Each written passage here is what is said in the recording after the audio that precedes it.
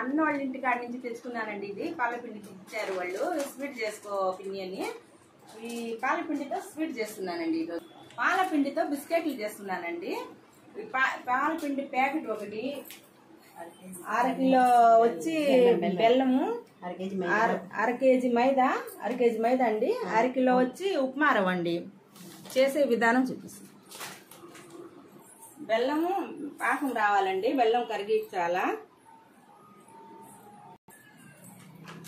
పాకం వచ్చేసిందండి. పాకం కొంచెం చల్లారాలండి. ఆఫ్ చేశాను, స్టవ్ ఆఫ్ చేశానండి. పిండండి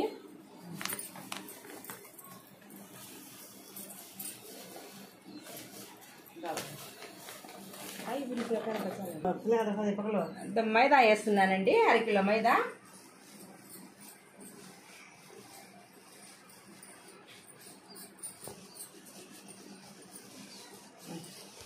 మారవండి, గ్లాస్ వేసుకున్నానండి.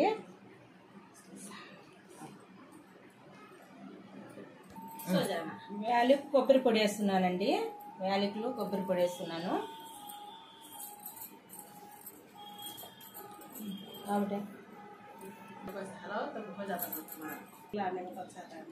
అలా ఇదండి నెయ్యి వేస్తున్నానండి.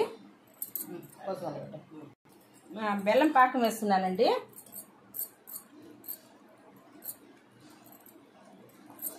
కేజీ పిండికి 1/2 కేజీ మైదా,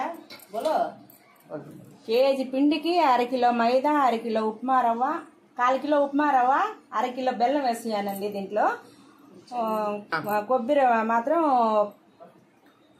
కొబ్బరి చిప్ప వేసానండి. 50 గ్రాములు నెయ్యి వేసానండి.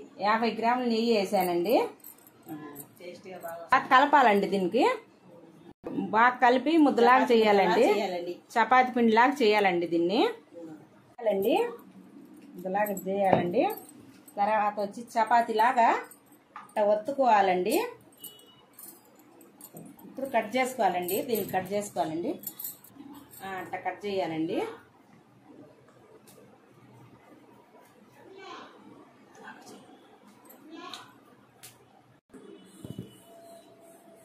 కట్ చేయాలండి. ఈ విధంగా కట్ చేయాలండి. నూనెలో వేయాలండి.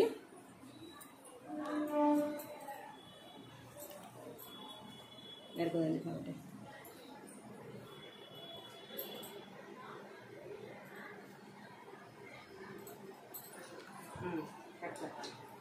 సిమ్లో పెట్టుకోవాలండి. ఇది సిమ్లో పెట్టి కాల్చాలండి. లోపలది కూడా బాగా కాలుతుంది.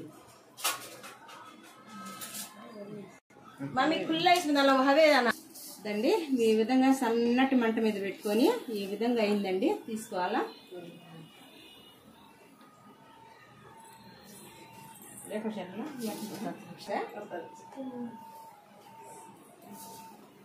బిస్కెట్ లాగా ఉంటాయండి.